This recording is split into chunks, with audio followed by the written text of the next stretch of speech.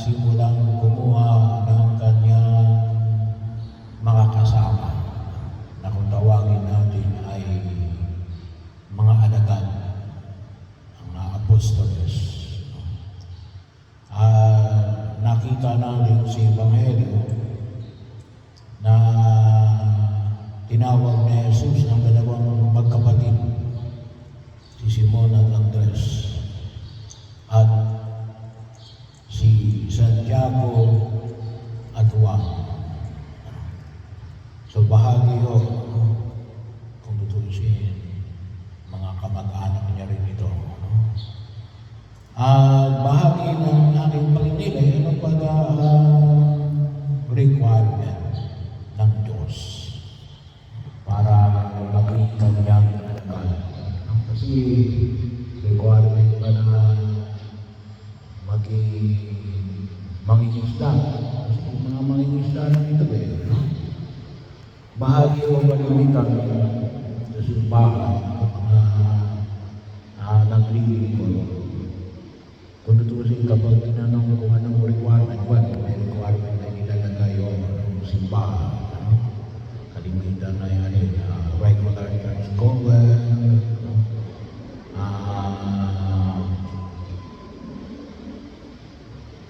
good moral character. So, hindi lumalabag sa utos ng simbahan. Yun yung mga kalimitan na hinihingi ng pagkilos. Kaakibat yun. Makita natin. Depende yun sa organisasyon. Pinasamahan ninyo. Pero isa ho sa bahagi natin, hindi sa skill. Hindi katulad na rin bawa. Kukuha ka ng electrician. Marunong sa electricity. Kapag kukuha ka ng electrician, kasi kung hindi, baka mamaya sa iyo mo kuryente yan. Ipapalibig mo ba yan? So, kuminsan kapag kayo kumukuha ng tao na maglilingkod sa atin, yun ang kalimitan na sa isip natin, skill, or at least may alam doon sa bagay na yun. Pero dito, nakita natin na ang kinuha na Jesus niya din, ang kalimitan lang kumisa niya din, yung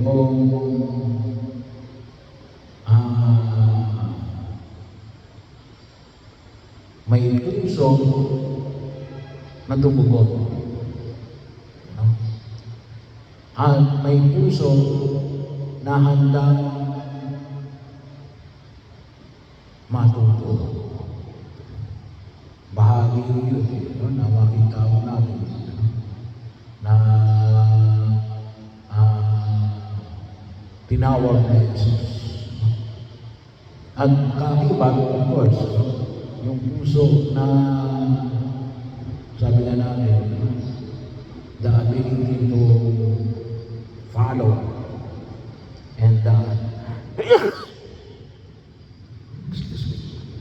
and the ability to learn ay mahalaga ng elemento sa pagtugon sa panawagan ng may kapal. Kaya pagkakataon na kung saan ay makikita natin na yung skills sumusunod na lang. Kasi matututunan niya, kasi bukas naman siya na sumunod at matuto. Sumunod at matuto. Kasi alam naman natin yung gawain pangsimbahan, hindi naman ito kung tawagin natin.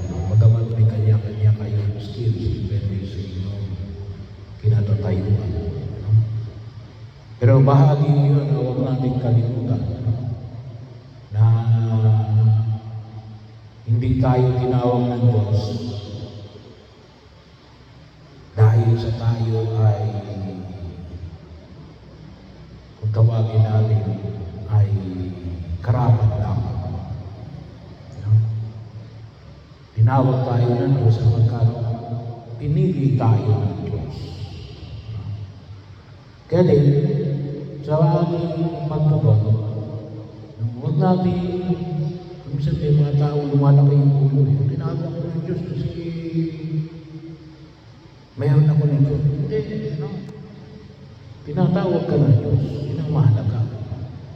Hindi sapagkat mayroon ka. Bagamat, yung pamantayan ng tao dito, kaya ako tinatawag ko minsan kasi mayroon kung anong meron ka. Yan yung pamantayan ng tao eh. Hindi, tinawag ka ng Diyos.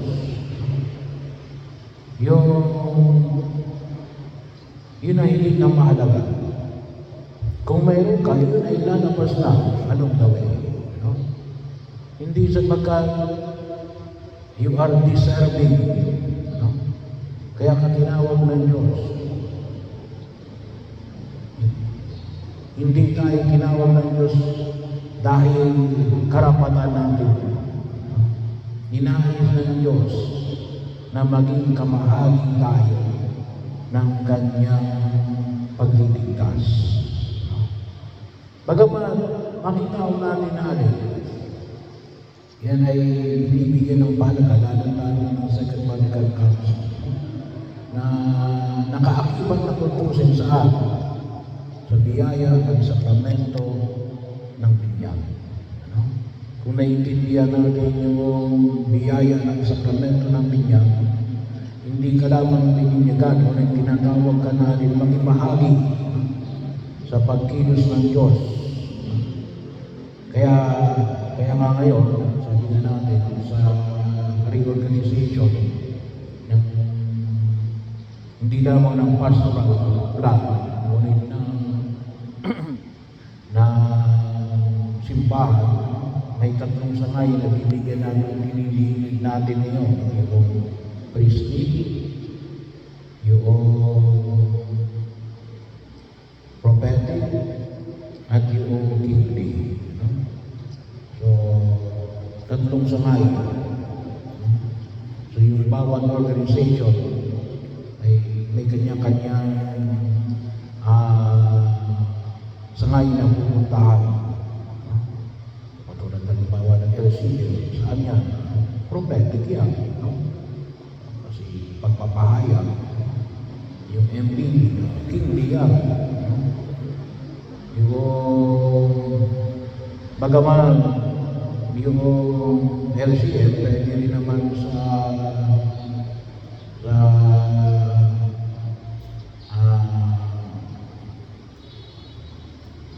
priesthood, kaya lang, mas makita natin sa prophetic.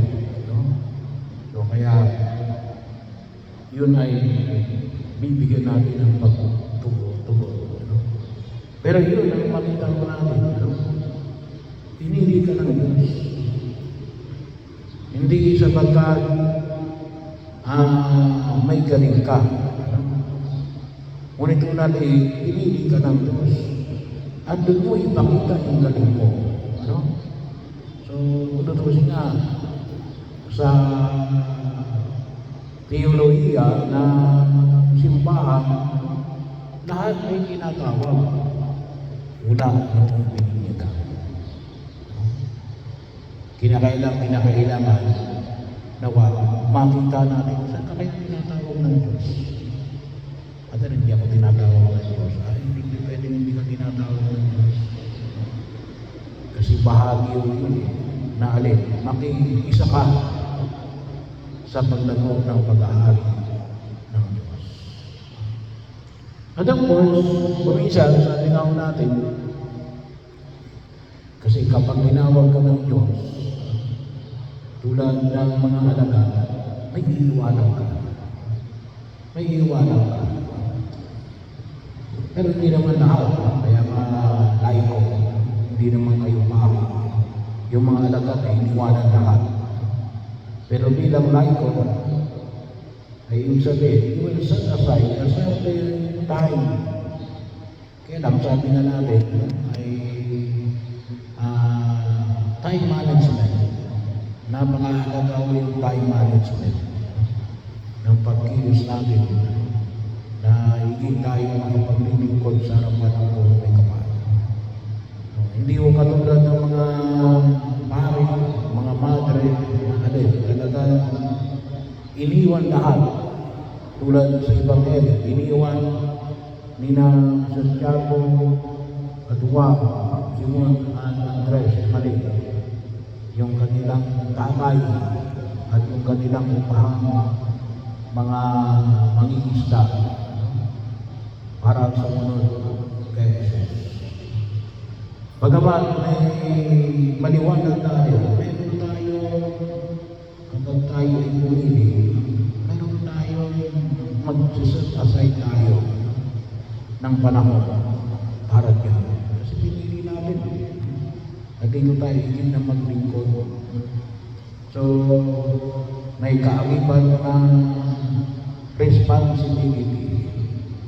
Pero kung tayo mag-relax, kung natin tuturuan din tayo ng alin, yung i-manage natin yung ating panahon, time management, kasi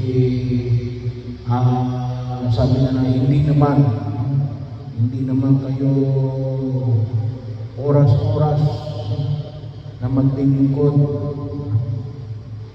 Kahit na kuminsan may mga simbahan tayo na talagang halos oras-oras ay may misa.